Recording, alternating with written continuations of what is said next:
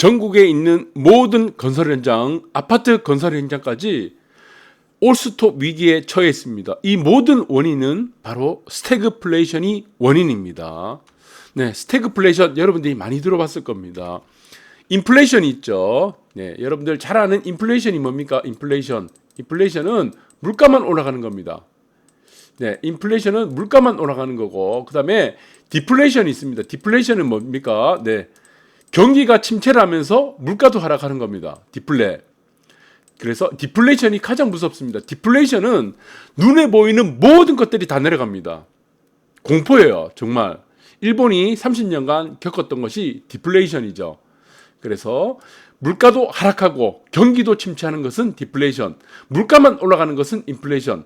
지금 우리가 처해 있는 것은 무엇입니까? 스태그플레이션이죠. 스태그플레이션. 스태그플레이션은 무엇이 만나는 겁니까? 경기 침체와 물가 상승이 만나는 겁니다.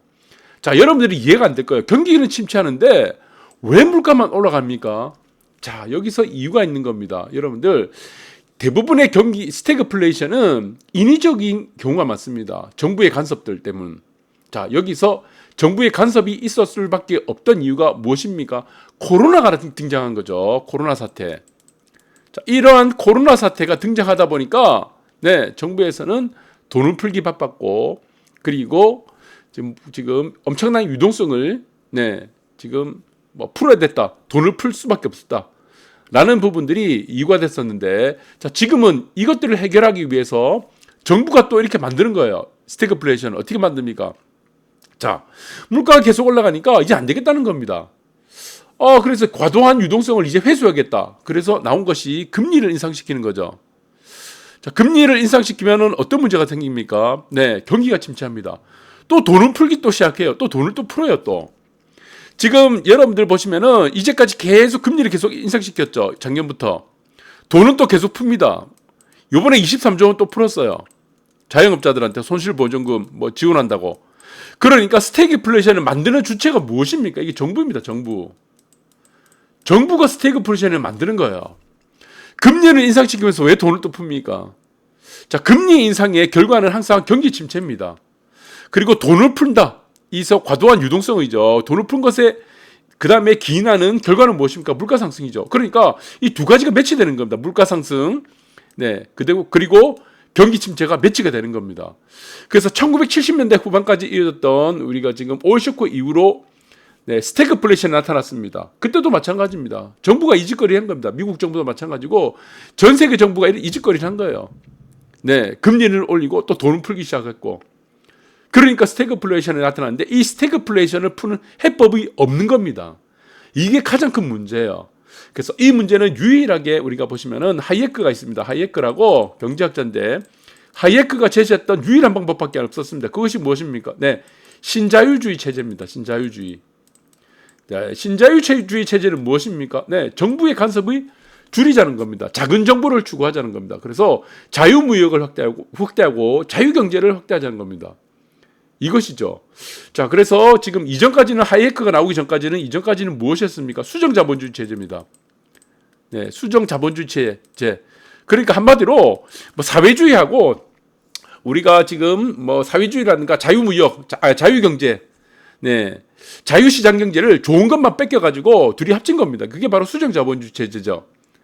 네, 그래서 경제학에 우리가 보시면은 네, 이거 케인즈 이런 사람들이 주도를 해서 수정자본주의 체제인데, 자, 그래서 이것들로 인해서 발견된 우리가 나타났던 스태그플레이션은 수정자본주의 체제로는 해법이 안 되는 겁니다. 오히려 더 스태그플레이션 악화시키다 보니까 그 다음에 신자유주의 체제 말고는 이건 해법이 없다.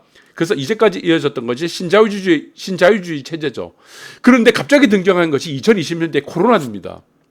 코로나가 발생하다 보니까 작은 정부가 아닌 정부의 입김이 세진 겁니다. 정부에서 재난지원금 풀고 정부에서 과도하게 개입을 하다 보니까 이 스태그플레이션에 대한 문제는 발생했다. 이것이 정답이 되겠죠. 그래서 지금은 80년 만에 가장 큰 침체입니다. 침체, 리세션. 네, 리세션은 되는데 이 리세션이 되는 이유가 뭡니까? 금리를 올린 겁니다. 금리. 그래서 제가 금리를 올리는 것은 한계가 있다고 했습니다. 유동성을 이제는 출구 전략을 해야 되니까. 네, 유동성을 다시 회수하려야 되니까 그 회수하면서 침체가 나타나고, 그래서 지금 세계 경제는 4.1%, 2.9%로 낮아진다. 라는 문제가 바로 스태그플레이션으로 나타나는 이게 결과값입니다. 그러면 우리나라 정부에서는 어떻게 되겠습니까? 네, 스태그플레이션이 이제 사정권이 이제 들어온 겁니다. 한국 정부도 이제는 자 여러분들이 처음 겪는 일입니다. 한국 정부가 5% 물가 때는 처음 겪는 일이에요. 그러니까 정부에서 하는 말이 이게 쓸 카드가 없다 그럽니다. 이 쓸 카드가 없다고 하면서 무슨 짓을 하고 있습니까? 금리를 올리죠. 그러면서 재난 보전금입니까? 네. 네, 지금 뭐 보전금이라고 해서 뭐 지원금, 네, 재난 뭐 손실 보존금 해서 지금은 또 돈을 풀고 있는 거예요. 금리를 올리니까 경기 침체 나타나고 돈을 푸니까 물가는 올라가고 자기들이 스태그플레이션을 만들고 있으면서 쓸 카드가 없다고 하는 겁니다. 이거는 모든 정부가 똑같이 그렇게 하고 있습니다. 네, 그래서 이 문제들이 계속 악순환을 우리가 지금 거쳐가고 있는 거죠. 물가는 계속 올라가고 다음날 되면 또 물가가 올라가는 겁니다. 물가가 올라가니까 소주값, 뭐 담배값, 전기요금 다 올라가죠. 그러니까 사재기가 막 들어가야 되는 겁니다. 그 이후에 나타난 것은 무엇입니까? 이제 장바구니가 네, 힘들다는 거예요. 장바구니. 왜? 물가가 계속 올라가니까 내일은 물가가 더 올라가는 거예요. 마트 가봐야 살 게 없어. 여러분들 김치찌개, 된장찌개 입에 잠깐 스쳐가면 기본이 10,000원입니다. 예전에는요 김치찌개에서 5,000원도 먹을 수 있었어요. 웬만한데 지금 5,000원짜리 김치찌개 없습니다. 된장찌개 다 10,000원이 넘어요. 그것도 뭐 포만감을 느낀다, 배부름을 느낀다 이런 거 없습니다. 입에서 잠깐 스쳐가면 10,000원이라니까. 그러니까 지금 어떤 문제가 생깁니까? 원자재발, 뭐 습격당한 밥상물가 계속 올라가니까 노동자들 입장에서는 어떻게 생각하겠습니까? 살 수가 없는 겁니다. 네, 마트 가봐야 살 게 없는 거예요. 그러니까 이 문제는 노동자들 입장에서는 무엇을 해달라고 하겠습니까? 임금이죠, 임금. 임금을 이제 올려달라고 하는 겁니다. 이제 악순환이 이제 본격적으로 시작되는 거죠. 그러니까 어떻게? 파업을 시작한다는 겁니다. 파업. 임금을 올려달라고 하면 올려줍니까? 사용자가. 너희들 더 열심히 일해. 그 소리밖에 더 하지. 그러니까 이제 파업을 하는 거죠. 그래서 결국에는 지금 이제 파업이 시작됐습니다. 시멘트 업계에 이제 피해 확산되죠. 화물연대 파업. 이틀 만에 308억 날아갔습니다. 네. 이 사람들은 생존권이 걸린 겁니다. 집에 와이프도 먹이 살려야 되고, 네, 여우 같은 마누라 살려야 되고, 애들도 지금 분유값이라도 벌어야 되잖아요. 애들 간식비라도 벌어야 되잖아. 생계를 해야 되니까. 그러니까 이 사람들 어쩔 수 없는 거예요. 파업을 할 수밖에 없는 거예요. 나만 죽을 수 없잖아. 자, 그러니까 이제 파업도 되고 하다 보니까 이제는 운송 차질 되고, 정말 이것이 바로 공급망에 대한 이것이 인플레이션입니다. 공급망에 대한 물가 상승이죠. 인플레도 포함되니까. 본격적으로 이제 공급망이 또 시작되는 겁니다. 공급망이 시작되면 어떻게 된다고 했습니까? 공급망. 올라가죠. 무엇이 올라갑니까? 네, 가격이 올라갑니다. 이게. 네, 공급망이 시작되면은 물가가 또 올라가는 거예요. 그래서 이것이 계속 되풀이 된다는 겁니다.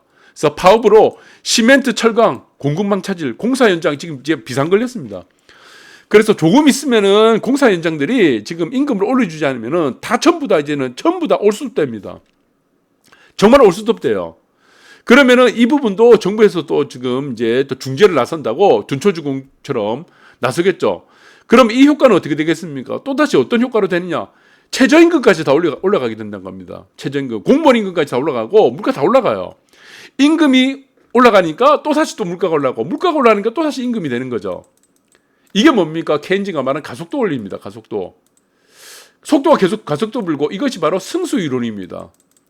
네, 여러분들 몇 번 제가 설명드렸는데 이것 때문에 노벨 경제학상을 받았죠. 케인즈가. 네. 그러니까 이런 현상들이 계속 악순환을 계속 한다는 거죠. 그래서 지금 건설 현장도 이제는 줄줄이 중단되고 이제는 또 그다음 문제가 또 생기는 거예요. 자, 마트 가니까 살 거 없어. 이제 임금 올려달래. 그다음 파업을 해. 그다니까 운송 중단이 되는 거죠. 공급망이 또 되고 그다음에 또 물가가 또 올라가죠. 임금이 또 올라가고 그다음에 나타나는 현상이 뭡니까? 이제 생각해 보세요. 상식의 생각으로 우리가 지금 생각해 보니까 이제는 소주 맥주 값도 올라가겠네. 당연하죠. 임금도 올라간다고 하니까 파업도 한다니까. 그러면 여기서 나타나는 것이 무엇입니까? 사재기가 이제 들어가는 겁니다. 사재기가. 그러면은 이 소주 맥주만 올라갑니까? 네, 담배값도 올라가겠죠. 이것도 담배값 앞으로 좀 있으면 전기료는 안 올라가겠어요. 이게 지금 줄줄이 다 이런 식인데, 네, 운송 차질 다 되고 있는데 전기료도 올라갈 수밖에 없겠죠. 다 올라갑니다. 그러니까 이 올라간다는 걸 예측하는 사람들이 미리 사재기를 들어간 거예요. 그러니까 수요자들은 고정되어 있는 상태에서 사재기 들어가니까 어떻겠습니까? 공급은 더 줄어드는 겁니다. 또 공급망이 시작되는 겁니다. 또 공급망이 되죠. 사재기 들어가니까. 눈치 빠른 사람들은 지금 사직이 들어가는 겁니다. 지금부터. 네. 우리가 지금 최근에 뭐 식용유뿐만 아니고 사직이 막 들어가잖아요. 식용유 값 이제 뭐 공급을 어떤 제한한다고 하니까 미리 다 사놨습니다. 그 사람들. 또 올라가겠죠. 식용유도 지금 자재도 지금 식용유 이것도 지금 수입도 안 되고 있는 상황이다 보니까 이런 문제들이 벌어진다는 겁니다. 그래서 전국 곳곳 물류가 마비되는 겁니다. 생존권이 걸리다 보니까. 이 노동자 입장을 들어보면 또 그 얘기 맞아요. 맞죠? 그러니까 신차 인도도 미뤄지고 건설 현장은 지금 올수도 위기가 되는 겁니다. 자, 운송에 대한 이 공급을 빨리 해줘, 시멘트도 공급 빨리 해주고, 철강도 빨리 자재들을 공급을 해줘야 되는데, 이 공급망이 중단되다 보면은 모든 건설 현장들은 아파트 규모고 다 스톱됩니다. 결국에. 자, 이 공급망이 스톱이 됐을 때 또 다른 문제가 또 하나 생기는 겁니다. 이게 웃긴 게, 이러면 어떻게 되겠습니까? 아파트가 공급이 안 되는 거예요, 아파트가. 그렇죠. 그러면 아파트가 어떻게 되겠습니까? 나중에 아파트면 안 오를 수가 있냐, 이거죠. 임금도 다 오르고, 지금 뭐 담배값도 오르고, 소주 맥주값 올라가고, 식용유값도 올라가고, 전기료까지 다 올라가는데, 가만 생각해 보니까 아파트 값은 너 혼자만 안 올라갈 수가 있나요? 아파트는 이제 공급이 다 중단돼 버리는데. 그럼 이제는 아파트 값도 올라가는 겁니다. 악순환이 계속되는 겁니다. 이런 식으로. 그래서 지금에 있어서의 저는 가장 큰 뭐 피해도 마찬가지지만, 시멘트가 이제 재고가 이제 바닥났다고 합니다. 이게 수입이 안 되잖아요. 러시아하고 우크라이나에서 이거 대부분을 수입하는데 전쟁이 장기화되고, 네, 이제는 공급망이 문제가 아니고 아예 원자재 자체가 아예 없다는 겁니다. 이제 재고가 바닥났어요. 그래서 이제 지금 아파트를 시공을 하겠다, 이제 아파트를 만드는 곳은 이건 정말 진짜 운이 안 좋은 겁니다. 제가 볼 때는 아파트 공사는 3년 후에 하는 게 좋습니다. 지금 하는 거 굉장히 안 좋아요. 네. 그때 되면은 어느 정도, 분양가라는 것도 이제는 어느 정도 인정해주고, 임금도 올라가고 하다 보니까 되는데, 지금의 아파트 공사가 왜 안 좋냐면은, 분양가를 인상을 안 해주잖아요, 여러분들, 분양가. 분양가는 그대로잖아. 인상해줍니까? 네. 정부에서 이런 거 생각해줍니까? 맨날 지금 자고 일어나니까 시멘트 값에 300억 손해봤다잖아요. 분양가는 안 올려주잖아. 그런데, 지금 임금도 올라가지만 지금 원자재들은 지금 재고가 바닥나고 있어요. 재고. 원자재 가격은 어떻습니까? 자재값은 계속 폭등하죠. 계속 폭등합니다. 자고 일어나면 폭등해요. 그러니까 이 문제가 3년 초과의 위기라는 겁니다. 네. 하면 손해라는 거죠. 공사를 시작하면 손해라는 얘기죠. 그럼 정부에서도 분양가를 올려주면 또 어떻게 문제가 생기겠습니까? 분양가를 마음대로 올려줬다 그러면은 어떻게 되겠어요? 또다시 이 문제가 돌고 도는 겁니다. 악순환이 또 되는 거예요. 공사비 올려줬으니까 임금도 더 올라가줘도 되겠네. 난 임금 더 받아도 되겠네. 운송해주는 사람들 마찬가지로 또 올려줬는데 우리도 임금 더 올려줘야지. 자, 이것들이 계속 선순환이 아닌 악순환으로 계속 반복되기 때문에 지금 상황에서는 정부도 마찬가지로 분양가를 그렇게 쉽게 올려주지 못합니다. 올려줘봐야 몇 프로겠습니까? 그래서 지금의 공사 들어가는 곳들이 저는 가장 피해를 보고 있다. 그리고 3년 후에 공사를 들어가는 것이 저는 이런 것도 계획을 마음대로 공사를 일부러 늦추게 되면은 우리가 조합 운영비라든가 여러 가지 운영비라든가 여러 가지 또 비용들이 늘어나기 때문에 사실 공사를 빨리 하는 건 좋지만 이주 철거하고 관청부를 빨리 바꾸는 게 좋겠지만 이 부분도 이제는 좀 생각을 해야 될 것 같습니다. 네, 그래서 그 중에서 가장 피해를 보는 것은 둔촌주공이죠. 자, 둔촌주공에 지금 보시면은 자, 중단을 지금 하루가 지금 시급한데 50% 정도를 우리가 지금 시공률이 50% 정도는 됐죠. 어느 정도 50% 만들었는데 지금 여기서 중단을 해버렸어요. 이 바보들이. 얼마나 황당합니까?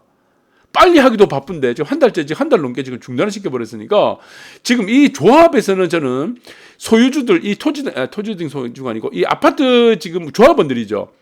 조합원들을 상대로 볼매로 지금 이 사람들의 생명입니다. 사실은 이 생명을 담보로 해서 자기들이 이권을 챙기자는 이거 말고는 더 없다고 봅니다. 둔촌주공 사태는. 그래서 지금 현대건설에서 이 시공사 중 하나죠. 지금 둔촌주공 조합이 고급화 요구하며 특정 자재를 강요했다는 겁니다. 이건 뭡니까? 이권이죠, 이권. 자기들이 몇천 명의 조합원들, 그 소유주들 상대로 목숨을 지금 담보로 걸고 자기들이 이권 챙기겠다는 겁니다. 그거죠. 그러니까 공사까지 중단시켰다는 겁니다. 그래서 지금 나오는 것은 지금 조합집행부가 교체를 추진하고 있다는 겁니다.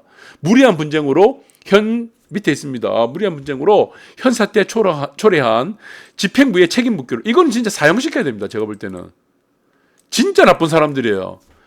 결국엔 아까도 보셨지만 특정 업체를 요구하면서 지금 이권을 개입했다는 겁니다. 특정 업체 자재 사용 돈 챙기겠다는 거죠. 이거는 정말 나쁜 사람들이다. 그 수천 명의 사람들이 어마어마한 손실을 일으켜가면서 이런 문제들이 지금 스태그플레이션이라는 이 자재값 올라가고 여러 가지 지금 악순환이 돌고 있는 이 와중에 이루어졌다는 것이 저는 굉장히 안타깝다라고 보고 있습니다.